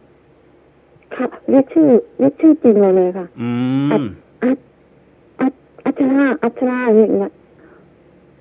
ครับ พอดังมากๆอะเหมือนกับว่ามันดังมากๆดังขึ้นมาแบบดังหนักๆเข้ามาเสียงมันชัดมากขึ้นเราจะเกิดรู้สึกเหมือนกับว่ารำคาญค่ะรำคาญมาก อืม รำคาญมาก แล้วก็มีความรู้สึกว่าจะเรียกเราทำไมคนง่วงนอนจะไม่ยอมลุกอะค่ะ อยากจะนอนต่อเนี่ยแต่ไม่ยอมลืมตา ทั้งที่ยังอยู่ในกระทะเนี่ยนะฮะ ไม่ค่ะตอนนั้นเริ่มรู้สึกแล้วค่ะ เริ่ม ตอนที่เราจับเสียงเนี่ยค่ะ เสียงที่เป็นเสียงเหมือนลมแล้วเราค่อยๆจับเข้ามาแล้วเสียงนี้ขยับเข้ามาใกล้ๆเนี่ยค่ะ ฮะ ตอนนี้กลับเข้าร่าง แต่ แล้วเหร ไม่ อฮะ รู้สึกอะไรแล้วแต่ได้ยินแต่เสียงอย่างเดียวเสียง ครับ เรียกชื่อเราอย่างเดียวค่ะ ครับ พอได้ยินเสียงเรียกชื่อเราอย่างเดียวเนี่ยความรู้สึกมันรู้สึกว่ารำคาญมาก ครับ รำคาญมากๆเลยอะค่ะแล้วก็เนี่ยเหมือนกับว่าเรานึกหรือเราคิดอะไรนี่เราว่าจะเรียกเราทำไมจะนอนนะคะคือมีความรู้สึกตอนนั้นว่าง่วงนอนมากง่วงนอนแบบคนเราแบบง่วงนอนจัดๆเราไม่อยากตื่นนะคะ ครับ แล้ว เป็นแบบ พอถึงตรงนั้น ตอนนั้นก็คือ อันนี้คือกลับมาอยู่ในสภาพปัจจุบันแล้วถูกไหมฮะ ใช่ตอนนั้นน่าจะกลับมาแล้วอ่ะ ครับ แต่ว่าเรายังไม่อยากฟื้นไม่อยากตื่น ไม่อยาก นะคะ ตื่นขึ้น ความรู้สึกมันแบบอยากจะไม่อยากกลับมาอย่างนั้นนะเหมือนกับว่าเราอยากหลับอ่ะไม่อยากตื่นเลยอ่ะ ณ ตรงนั้นเนี่ยภาพของกระทะทองแดงหายไปหมดสิ้น ใช่ค่ะ กลับมาอยู่ในช่วงของความมืดเหมือนเดิมกับพร้อมกับเสียงเสียง ใช่ค่ะ เสียงตีลมอันนั้น ใช่อืม ที่เราจับเสียงลมนั่นแหละค่ะ ครับ แต่เรายังภาวนาอยู่ไหมฮะ พุทโธ ภาวนาอยู่ค่ะ ก็ยังภาวนาอยู่ใช่ไหมฮะ ใช่ภาวนาคำว่าพุทโธเนี่ยค่ะ อืม ไม่เคยทิ้งเลย ฮะ แล้วณตรงนั้นเนี่ยฟื้นหรือว่าเข้าร่างได้ยังไงฮะ พอจะทราบไหม ไม่ทราบค่ะแต่พอได้ยินเสียงเรียกนี่แหละค่ะ แล้วก็มันเกิดความรำคาญขึ้นมาเท่านั้นแหละค่ะ อืม รำคาญขึ้นมา แล้วเสียงมันก็จะชัดขึ้นเรื่อยๆขึ้นหนักแบบเหมือนอยู่ข้างหูเราเนี้ย ครับ แล้วก็เรียกตลอดจนเราเกิดรำคาญรำคาญแบบ ฮะ จะนอนต่อทำไมไม่ให้นอนอะไรเงี้ยค่ะ อืม แล้วถึงตรงนี้ หรือว่าอ่ะรำคาญทำไมเดี๋ยวความโมโหค่ะว่าเดี๋ยวจะว่าให้จะด่าให้เลยเรียกอยู่ได้อยู่แล้วอย่างเงี้ย อืม อันนี้คือนิสัยกลับมา ใช่ค่ะ ใช่ อืม ฮะ แล้วยังไงต่อฮะ พอเราคิดอย่างนั้นปุ๊บอะเหมือนกับว่าเราลืมตาค่ะ ครับ พอเราลืมตาแล้วก็มองแล้วแต่ก็งงนะคะว่าเรามาอยู่ตรงนี้ได้ไงอะไรเงี้ยมานอนอยู่ตรงนี้ได้ยังไงก็มองหน้าพวกเขาอะค่ะมองหน้า เนาะมองหน้านี่พวกใครฮะ ญาติ ที่มาปลุกเราค่ะ อ๋อ พวกญาติเราอะฮะ ใช่อะ อืม แฟนนะคะ ครับผม มองหน้าว่ามาปลุกเราอย่างเงี้ยแล้วเรามานอนอยู่ตรงนี้ได้ไงอะไรเงี้ย ครับ เขาก็ชี้ให้ดูเชือกที่อยู่ข้างๆเราอะค่ะ อืม เชือก ฮะ ที่เขาตัดอะค่ะ ครับ เขาตัดออกมาค่ะ อืม นั่นคือตัดทันใช่ไหมฮะ เขา มาเฉลยอีกทีก็คือตัดทันแล้วใช่ไหมฮะ ตัดเชือกออกมา ใช่เขาตัดเชือกมาแล้ว อืม คือเขาเอาตอนที่รู้สึกอะเขาก็ถามว่ามันอยู่นี่ได้ไงมานอนตรงนี้ได้ไงอะไรเงี้ย ครับ เขาก็ชี้ให้ดูเชือกที่อยู่ข้างๆเราค่ะ ครับ เราจะนึกขึ้นได้กับนึกตอนนั้นน่ะจะไม่นึกขึ้นได้ว่าอ้าวเราผูกคอตายเนี่ยก็นึกถึงนี้ค่ะ อืม ตอนนั้นน่ะแต่ไม่นึกถึงอะไรเลยค่ะ ไม่ได้นึกถึงเลยว่าเราผูกคอตายหรือเปล่าหรืออะไรเงี้ย ครับ มันคือมันลืมไปหมดเลยอะค่ะ อืม ลืมไปเลยอะ นับตั้งแต่วันตอนช่วงที่ผูกคอตายจนถึงที่ฟื้นขึ้นมาเนี่ย นานแค่ไหนฮะ ระยะเวลา โอ้ยนานอยู่นะคะ นับเป็นวันหรือว่านับเป็นนาทีฮะ อันนี้ น่าจะเกิดเป็นวันนะคะ วันเลยเหรอฮะ หมายถึงว่าที่หลับไปนี่คือวันเป็นวันเลยเหรอฮะ เป็นวันค่ะเป็นวัน อืม กี่วันฮะ ที่ฟื้นขึ้นมา ที่หลับไปแล้วฟื้นเหรอคะ ครับ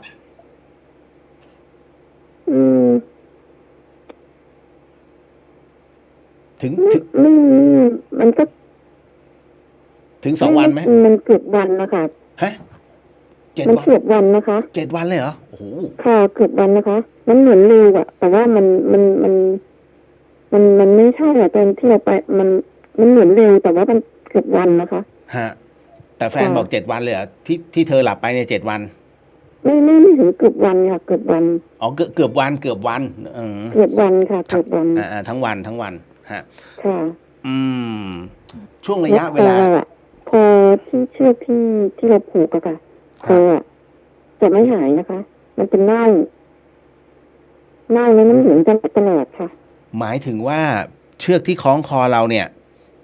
มันยังเป็นรอยอยู่ ที่คอค่ะ ก็คือทำยังไง เป็น ก็ รอย ไม่ เชือ หาก ย ที่คอ อ่า ในร่อนนะ เน่าค่ะ ครับ เน่าแล้วน้ำเหลืองจะไหลตลอด หมายถึงว่า แล้วเราก็เอาผ้าค่ะ ฮะ พันไว้อะผ้ามาพันคอไว้เนี่ยค่ะ เวลาเราแกะเนี่ย มันจะติดอะค่ะ เพราะเราต้องแกะล้างอะค่ะ อ๋อ หมายถึงว่าตอนนี้ยังเป็นแผลอยู่ ทุกวันนี้ก็เป็นรอยเชือกอยู่ค่ะ เป็นรอยเชือกเลยเหรอฮะ ค่ะเป็นรอยเชือก อืม ไม่มีเขาไม่ได้มีสั่งอะไรไว้บ้างเลยเหรอฮะ หมายถึงว่าอีกหนึ่งโรคที่ไปตรงนั้น เขาบอกว่าให้โอกาสให้เรามาทำบุญให้ตลอด ใครที่เป็นคนพูดฮะ เรื่องนี้ เราไม่ได้เห็นค่ะได้ยินแต่เสียง เป็นเสียงเลยฮะ ค่ะว่าเขาให้อยู่แค่76 ปี อืม หมายถึงว่ากำหนดมาแล้ว76 ปี ค่ะ ค่ะช่วงนี้ให้ทำบุญ โอ้โห เสียงนี้เป็นไงฮะ เสียงที่เปล่งออกมายิ่งใหญ่น่าก เสี ลั ยง ว ดั ห ง รือว่า ค่ะ ดังแบบดังกระดุกอะค่ะดุมาก มีอำนาจเลยฮะ ใช่เสียงจะดังมากอะ ครับ ดังแบบมันเราฟังดูแล้วรู้ว่าเสียงนี้น่ากลัวค่ะ อืม หลังจากตรงนั้นเนี่ยผมถามนิดนึงในบรรยากาศ ตรงนั้น คุณอาจเห็น ไม่เห็นมีใครอีกมากมายที่อยู่รอบข้าง จะไม่เหมือนคนอื่นใช่ไหมที่เคย ใช่ค่ะ จะอยู่แค่เห็นที่กระทะอย่างเดียว ใช่ค่ะ เราจะเห็นแค่ตรงนั้น แล้วมีผู้คุมอยู่ ใช่ค่ะ มี2 คน ฮะ คิดจะวิ่งหนีมั้งไหมฮะ ตอนนั้นคุณวิ่งเราไม่รู้จะไปทางไหนค่ะไม่กล้าคิดเพราะว่าช่วงนั้นไม่ได้คิดเลยคิดแต่มองจ้องเขาอย่างเดียวค่ะกลัว มันเป็นห้องหรือว่ามันเป็นอะไรฮะ หมายถึงว่า มัน ไอ้ ไม่ ที่ เป็นห้องค่ะมันเป็นที่โล่งๆนี่แหละค่ะ จริง ๆ มันน่าจะวิ่งหนีได้นะ อันนี้ผมคิดเผื่อใครหลาย ๆ คน ค่ะ อาจจะมีคำถามทำไมไม่หนี ประมาณนี้ฮะ เพราะตรงนั้นหนีไม่ได้ค่ะก้าวขาไม่ออกหรอกค่ะถ้าเห็นเขาแล้วอะ อ๋อ ก้าวขาไม่ออกค่ะ ครับ ฮะ หลังจาก ถ้า วัน เกิดถามว่าใหญ่มากไหมอะประตูเรา2 เมตรนี่แค่ไปเดินชนแล้วมั้งคะ หึอื้อหือ 2 คนนั่นนะคะ ฮะ มันก็ใหญ่ไหม มันก็ไม่ใหญ่นะ สูงอะถ้าเกิดเป็นประตูบ้านเราอะสูง2 เมตรเนี่ยเขาแทบจะเดินชนนะคะ ใช่ น่าจะแทบจะเดินชนประตูเลยอะ ผู้คุม2 คน ค นั้น วามสู ตัว งของเขาอะค่ะ ผู้คุม2 คนที่เห็นเนี่ย ตัวเขา ค่ะ ประมาณไหนฮะ ตัว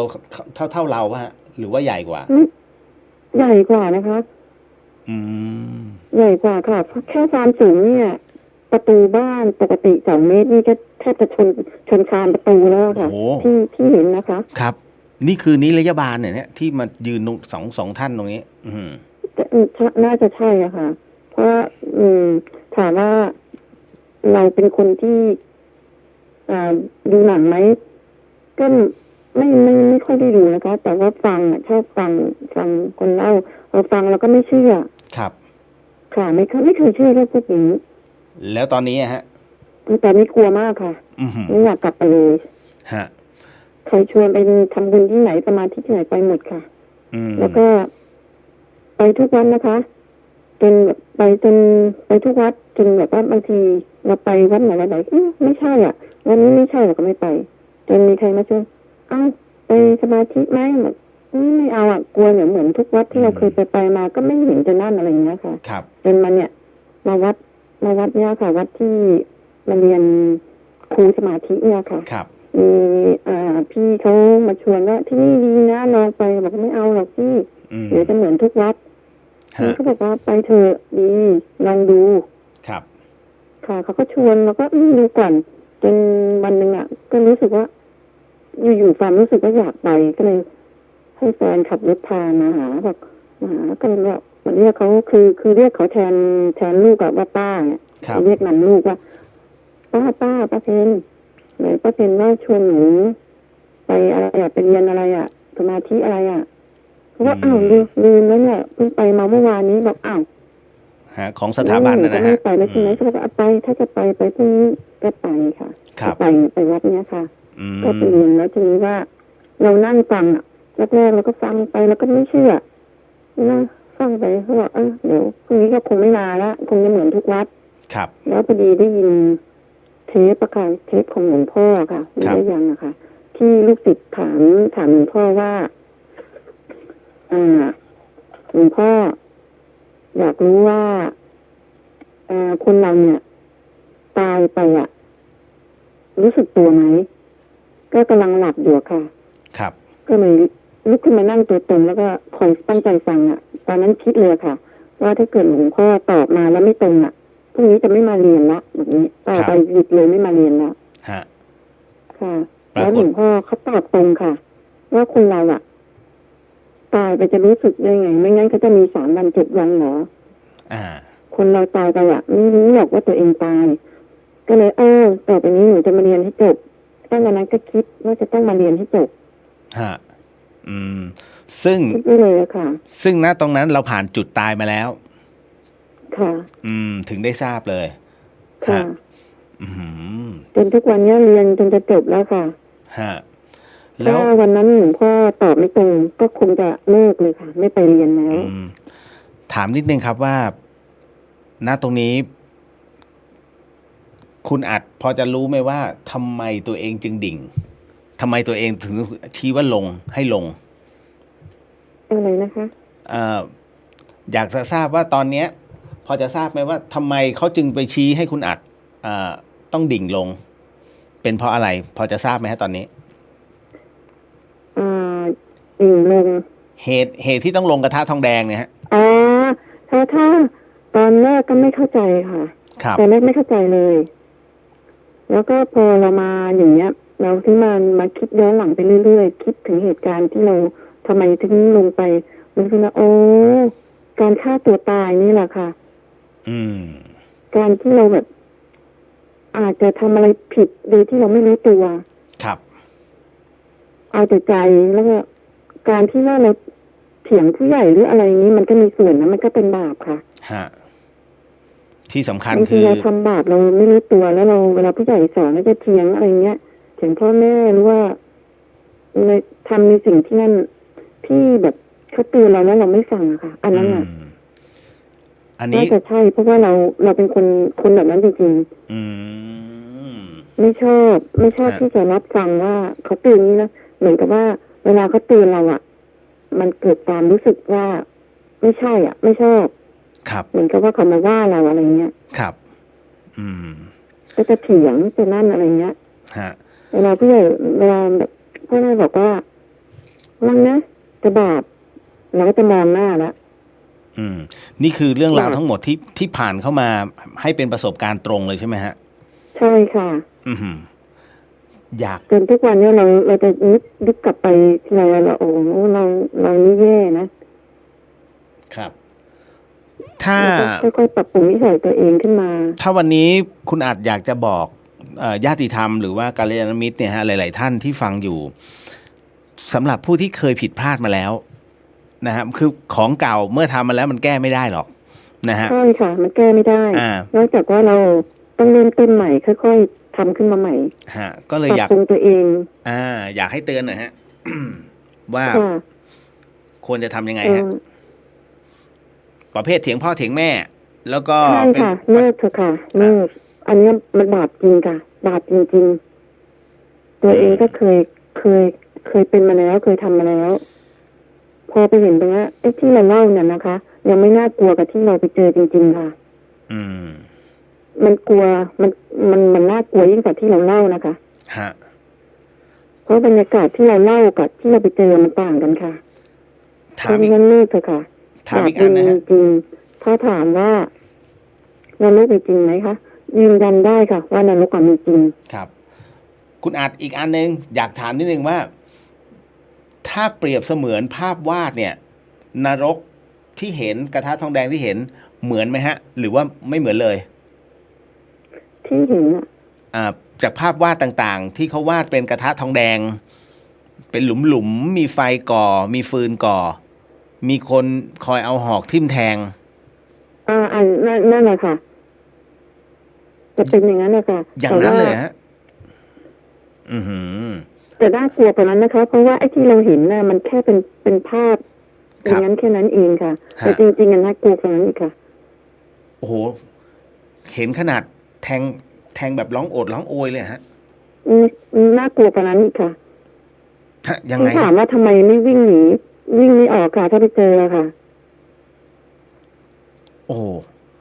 สภาพประมาณไหน เอาที่แบบเห็นแล้วสยดสยองที่สุดนะฮะ ของกระทะทองแดง อย่าบอกว่าตัวเปื่อยเลยนะ มันแค่เราโดนนะคะมันยังทั้งแดงทั้งพองทั้งนั่นนะคะแล้วอันนั้นน่ะมันไม่เหลืออะไรเลยนะคะ ลงไปนั่นนะ โอ้ คะ โห เข้าใจฮะ แล้วยิ่งใครทำงานหน้าเตาประมาณนั้นอารมณ์นั้นเลย อือหือ ค่ะ ใช่มันร้อนกว่านั้นอีกค่ะ โอ้โห เสียวเลย ค่ะมันร้อนแต่ยิ่งที่เรา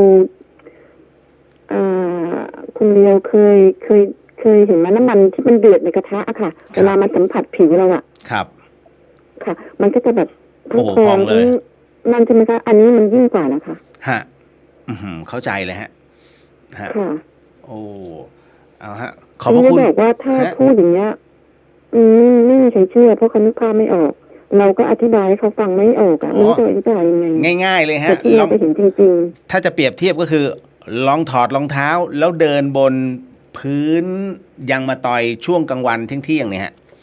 เดิน ๆ ไป ยัง สัก ไม่เท่าเลยค่ะ อย่างนั้นยังไม่เท่าเลยนะคะ ยังไม่เท่าอีกเหรอฮะ ยังไม่เท่าค่ะ โอ้โห ที่พระหนังเท้าลอกกันเลยนะ ค่ะ โอ้โห ยังเดือดกว่านั้นอีก มันเดือดค่ะ อื้อหือพอ ที จะ นี้บอกว่าเราเล่าอย่างนี้ยเขาไม่ค่อยเชื่อเราหรอกค่ะจนเขาว่าเราบ้า อ๋อ อย่างนี้มันบ้าไปแล้วมันคล้ายๆเหมือนกับว่าเรา พูดยากครับ เพราะว่า หรืออะไรอย่างเงี้ยแล้วก็ เข้าใจฮะ เพราะว่ามันยังไม่ถึง เข้าใจอะ มันยังไม่ถึงเวลาเขา ค่ะแล้วเราก็แบบบางทีเราบอกเขาเนี้ยเขาไม่เชื่อเราก็ไม่พูด ไม่ต้องเคยนะคะ พูดแล้วเขาว่าเราก็เลยไม่กล้าพูดอีกเลยไม่กล้าเล่าให้ใครฟัง ครับ แต่เล่าให้ลูกๆฟัง อืม ว่าลูกจะทำอย่างนี้ไม่อย่าทำอย่างนี้นะ ฮะ แม่อะ ที่ ผ่านมาแล้วแม่ไม่อยากให้เป็นงั้น ที่ผมเชื่อก็คือผมผ่านมาแล้ว ที่เห็น ค่ะ นิรยบาลนะฮะ ที่ยืนน่ะมันใช่ ค่ะ อารมณ์เดียวกันแต่ผมยังอยู่ที่ร่างตัวเองตอนที่จิตมันหลุดออกมา คือยังไม่ได้ไป ผมถึงต้องถามว่ารู้สึกยังไง แล้วว่าบนวาดเนี่ยไม่เห็นตัวเองนะผมอะตอนที่น็อกที่โรงพยาบาล ผมยังยืนนะเห็นตัวเองอยู่ แล้วก็แต่ถ้าถามความรู้สึกก็เหมือนกันฮะก็คือตอนที่มันเจ็บหัวใจอะมันเจ็บหน้าอกมันติ๊กเดียว ไม่กี่วิฮะแล้วมันโล่งเลย แล้ว ใช่ค่ะมันวูบหายไปเลยไม่ แล้วมัน เจอ เฮ้ยมาอยู่นี่ได้ไงวะอารมณ์นี้เลยฮะ นี่เลย ใช่ ครับผม แล้วตอนที่ผมฟื้นขึ้นมาเนี่ย ก็อารมณ์เดียวกันคือ ผมตอบไม่ได้ว่าผมฟื้นมาได้ไง แต่รู้ว่ามันมืดอยู่แวบหนึ่งแล้วก็ลืมตาขึ้นมาเนี่ยหลวงพี่ภาสกรมาอยู่ที่ตัวแล้ว รู้แค่นั้นเลยฮะ หลายคนจะถามเฮ้ยพี่กลับมาได้ยังไง ไม่รู้อะนั่นดู ใช่ไม่รู้ใช่เราจะไม่รู้ ก็ลืมตาขึ้นมาก็นั่นแหละฮะ แล้วตั้งแต่นั้นผมก็เป็นคนประหลาดไปเลยนั่นนะฮะ จริงมีทุกคนว่าบ้า ฮะ อารมณ์นั้น ใช่ นะฮะ โดนว่าบ้า โอ้โหอ้าวไม่เป็นไรขอบพระคุณมากเลยคุณอัชราเพราะว่าได้รบกวนพอสมควรเลยฮะนะฮะ ค่ะ ในค่ำ ข คื อบ น คุ นี้ ณขอบคุณเลียวมากนะคะ ที่ให้ได้พูดออกมา ให้คนอื่นได้รับรู้มั่ง ครับ คือเก็บมานานมันก็อึดอัดนะคะ คืออยากจะให้คนอื่นรู้ ฮะ แล้วเราไม่กล้าพูดพอเราพูดก็ว่าเราบ้า ฮะมันเป็น ค่ะ มันเป็นปกติของผู้ทุชนเนาะที่เขา ค่ะ เอ่อสิ่งใดที่พิสูจน์ไม่ได้เรายังไม่เชื่อ นี่คือคน ใช่ นะฮะแต่ว่า ค่ะ เขาลืมไปว่า มันมีวันนี้มันมีพรุ่งนี้ทำไมมันไม่นึกเลยว่า ไอ้ก่อนที่เราจะเกิดมันควรจะมี นั่นก็คือการละเวลาที่ล่วงแล้ว ใช่ นั่นแหละฮะ ใช่ อ่าฮะ ใช่ โอเค ขอบพระคุณมากเลยครับคุณอัชราไม่รบกวนแล้วฮะ ค่ะ สำหรับ ขอบคุณ ค่ำคืนนี้ มากเลยค่ะคุณเลียว ครับผม ค่ะ ครับโมทนาสาธุนะครับ ครับผม ค่ะ ฮะ สา ส ธุ วัสดีค ด้วย รับ ค่ะ ครับผม เอาละฮะ หลาย ๆ ท่านได้ฟังแล้วนะฮะนะครับ เรื่องราวของ กระทะทองแดงเรื่องราวของนรกมันมีจริงนะเพียงแต่ว่ามันยืนยันไม่ได้นะฮะมันก็แค่เหมือนกับที่คุณฝันแต่เมื่อถึงเวลามันหลุดไปจริงคุณจะไม่มีโอกาสเลยนะฮะคือตายคือตายนะคุณจะขออีก1 วินาทีเพื่อกลับมาเนี้ยไม่ได้ฮะตายคือตายอะไรที่ค้างอยู่มันก็อยู่ตรงนั้นเห็นคลิปมากมายใช่ไหมฮะที่กำลังนั่งทำงานอยู่แล้วฟุบไปเลยมือยังคาปากกาอยู่นั่นแหละฮะอารมณ์เดียวกันแต่ที่หลายๆท่านถามว่ามันเจ็บไหมผมบอกความตายจึงไม่น่ากลัวที่ สิ่งที่คุณต้องกลัวคือ1พิการ2ก็คือความทรมานของโรคแต่พอถึงเวลาที่มันจะไปมันไปเลยฮะไม่เจ็บผมถึงได้บอกว่าตอนที่พี่ชายผมเสียชีวิตนะฮะผมจะบอกทุกคนว่าเขาไม่เจ็บอย่าคิดว่าตอนที่โอ๊ยเขาอดไอ้นั่นอดโอยเพราะฤทธิ์ยากับอาการที่มันเกิดขึ้นถ้าฝึกสมาธินะฮะคือมันจะนิ่งมากกว่านี้แต่เขาไม่ได้ฝึกแต่ช่วงที่เขาตายอ่ะไม่เจ็บก่อนตายยังไม่เจ็บแล้วเพราะว่าเหมือนกับร่างกายจำยอมแล้วก็รับสภาพมันก็จะค่อยผ่อนคลายแล้วคุณเหมือนคุณหลับถึงได้บอกว่าความตายไม่น่ากลัวแต่มันน่ากลัว2 ตอนฮะ1ไอ้ก่อนตายอาการนั้นกับ2เมื่อคุณลืมตาขึ้นมาเนี่ยอยู่ตรงไหนแค่นั้นแหละนะฮะถ้าลืมตาขึ้นมาแล้วมาอยู่ตรงที่คล้ายๆกับคุณอัดอยู่อันนี้ก็น่ากลัวแต่ถ้าลืมตาขึ้นมาแล้วคุณอยู่อีก1ภพภูมิซึ่งอาจจะสูงกว่ามนุษย์นิดหน่อยนะฮะอาจจะไม่ถึงจาตุมหาราชิกาแต่ว่าอยู่ในขณะของเป็นหมู่บ้านธรรมดาแต่อยู่อย่างสุขสบายถือว่าโชคดีแต่ถ้าตื่นขึ้นมาปุ๊บแล้วยังเป็นเบบี้อันนั้นเขาเรียกตายปุ๊บเกิดปั๊บทันทีนะฮะกรรมชดใช้ต่อเมื่อมึงเริ่มโตขึ้นนั่นแหละฮะเพราะฉะนั้นอย่างที่บอกครับว่าจิตมันต้องหาที่เกิดเมื่อพอมันดับศูนย์ไปแล้วเนี่ยร่างกายของเราเนี่ยใช้ไม่ได้แล้วฮะมันจุติขึ้นมาใหม่เป็นอีก1รูปแบบกรณีตรงนี้ผมถึงได้บอกว่าเล่าเถอะครับนะฮะเล่าให้เห็นภาพเลยเพราะว่ามันจะต้องเป็นอะไรที่หลายๆคนต้องจดจำคือหลายท่านอาจจะรำคาญทำไมผมต้องถามว่ากระทะเป็นแบบไหนบรรยากาศเป็นยังไงให้รู้ว่าณจุดนั้นน่ะพอไปถึงจริงๆแล้วมันมีหลายคนที่ไปนะฮะแล้วในสถานที่ที่มันค่อนข้างจะคล้ายๆกันนะฮะไม่ได้มโนภาพนะฮะอย่างของท่านพันเอกสนอจินตรัตน์อ่ะอีกแบบหนึ่งอย่างของไอ้น้องอ้อย ที่ฆ่าตัวตายเหมือนแต่น้องอ้อยมันกรีดแขนอันนี้ของคุณอัดผูกคอตายนะฮะไอ้นั่นกรีดแขนประชดแฟนไปอันนั้นก็คือเหมือนกับโดนจะจำได้ไหมฮะที่ผมเล่าโดนหอกเนี่ยขึ้นมาจะเสียบเข้าไปที่คอแต่ปรากฏว่ามีเสียงหนึ่งบอกว่ากลับไปยังไม่ตายมันถึงต้องกลับมาอีกทีหนึ่งฮะโดนลากกลับมานั่นนะฮะนั่นคือคล้ายๆกันลักษณะการลงทันคล้ายๆกันเลยครับเพราะฉะนั้นอันนี้ถึงได้บอกว่ามันเป็นอีกหนึ่งอันน่ะที่ใช้คำว่าเป็นเคสที่เอาไว้พิจารณาแล้วกันคุณไม่จำเป็นต้องเชื่อทั้งหมดนะฮะแต่อยากให้รับรู้ว่าเรื่องบางเรื่องพระท่านก็ไม่โกหกจิตรกรรมฝาผนังหรือว่าสาวเหตุภพภูมิที่ท่านสอนเนี่ยไม่มีเหตุผลฮะที่ท่านจะต้องมาโป้ปดให้เรามาน่ากลัวไม่ท่านชี้เนี่ยทำบุญซะทานศีลภาวนามีให้พร้อมเพราะท่านไม่ต้องการให้เราไปเผชิญกับพวกนี้แค่นั้นเลยเรื่องของเรื่องเอาละฮะ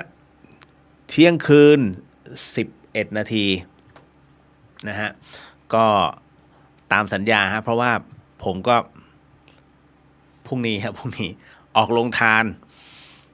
นะครับอันนี้คุณปามรายงานตัวค่ะคุณเลียวแล้วก็ชาวเดอะเฮียนนะฮะมิตรชัยสวัสดีครับพี่เลียวสวัสดีฮะอันนี้พี่ขวัญตาบอกว่าสวัสดีค่ะคุณเลียวแล้วก็กัลยาณมิตรทุกท่านอยากร่วมบุญด้วยขออนุญาตอินบ็อกซ์ไปนะคะนะฮะก็ขอบพระคุณนะขอบคุณคุณอัชราสาธุครับคุณจินตชาก็บอกขอบคุณคุณอัชราที่มาเล่าเรื่องเป็นวิทยาทานจริงๆต้องบอกว่าท่านอยู่จิตานุภาพนะฮะสายเมืองการนะครับแล้วที่บอกใช้คำว่าหลวงพ่อก็หมายถึงหลวงพ่อวิริยังนะฮะที่มีอะไรก็ตาม